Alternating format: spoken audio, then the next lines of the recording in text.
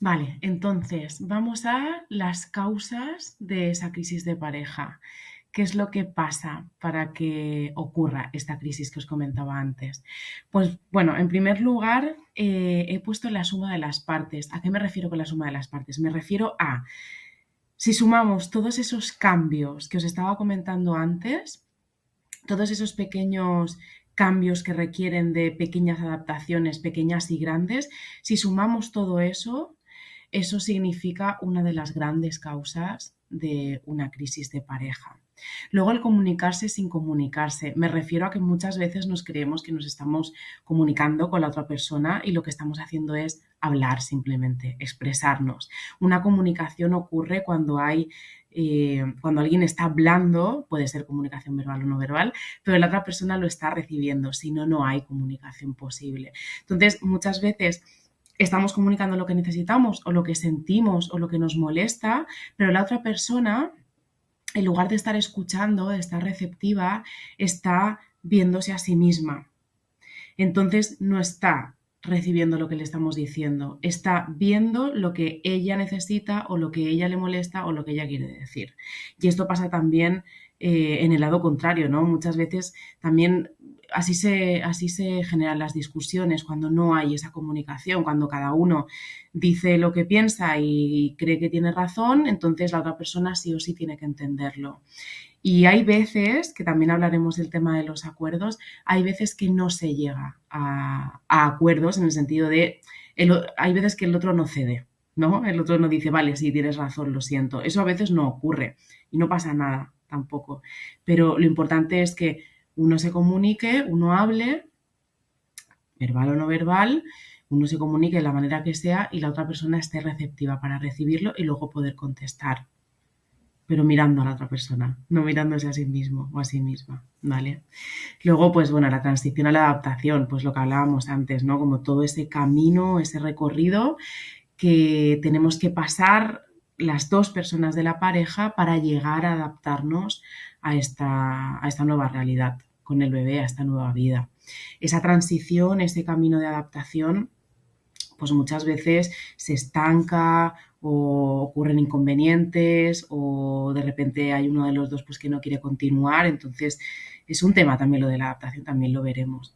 Y bueno, por último lugar, las expectativas, que luego también lo veremos más detenidamente, pero las expectativas normalmente lo más probable es que lleven a frustración y esa frustración muy acumulada, sobre todo, puede fácilmente desembocar en un conflicto.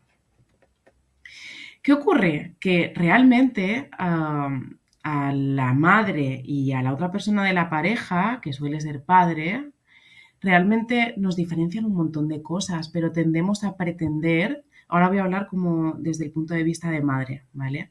Tendemos a pretender que la otra persona sienta, piense y experimente lo mismo que nosotras. Y eso también es una gran fuente de conflicto porque vamos a ver que hay un montón de cosas que nos diferencian en la misma experiencia de maternidad y paternidad o maternidad y maternidad.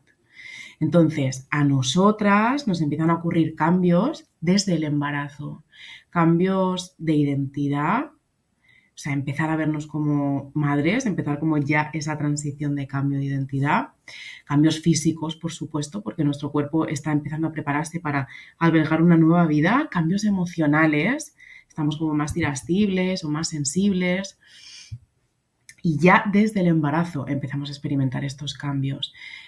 La misión de una madre, sobre todo cuando ya ha parido, la misión animal, la misión de la parte primitiva de nuestro cerebro, sí o sí, es la de proteger y la de hacer que nuestra cría, nuestro bebé, sobreviva, ¿vale?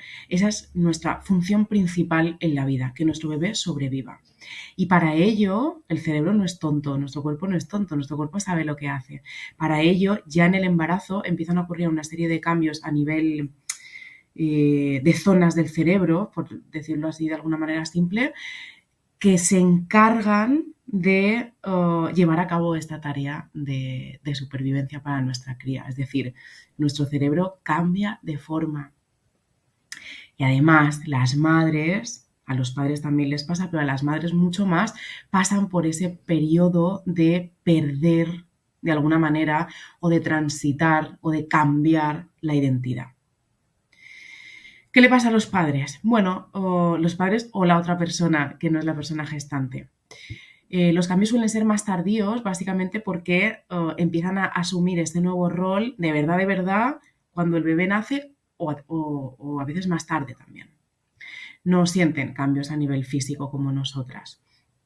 Su misión principal cuando nace el bebé es cuidarnos y apoyarnos a nosotras, a las madres, y por ende está cuidando y apoyando también a su bebé. Pero seguramente estaréis de acuerdo con esto. Lo más normal, lo más común es que el bebé siempre quiera estar con la madre porque sabe que la madre es la que va a protegerlo, es la que se va a encargar de su supervivencia, pues eso, de protegerlo, de hacerlo dormir, de alimentarlo. El padre, sobre todo al principio, el primer año o así, pues no, para el bebé no pinta mucho. Entonces, el vínculo que se establece es distinto, lógicamente. Eh, es más una relación.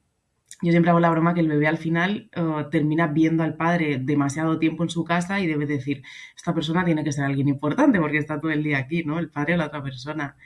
Y es verdad que, bueno, igual es un poco duro esto que voy a decir, pero es cierto que un padre puede irse. Le puede pesar más o menos, pero un padre si quiere puede irse. Una madre puede irse también si quiere. Hay casos de todo tipo, lógicamente, pero yo creo que es más difícil porque es algo, bueno, el vínculo es mucho más fuerte al principio. El vínculo con el padre se establece, se crea. El vínculo con la madre ya está creado. Entonces, bueno, si tenemos roles tan distintos y responsabilidades tan distintas y maneras tan distintas de vivirlo, ¿por qué seguimos pretendiendo que la otra persona siente, experimente, necesite y entienda lo mismo que nosotras? ¿Veis el sentido? Bueno, estamos de acuerdo, ¿no? Nos cambia el cuerpo, nos cambian las emociones, nos cambian los vínculos, nos cambian las prioridades, las rutinas, los horarios, el espacio. Entonces, ¿cómo nos adaptamos a todos estos cambios?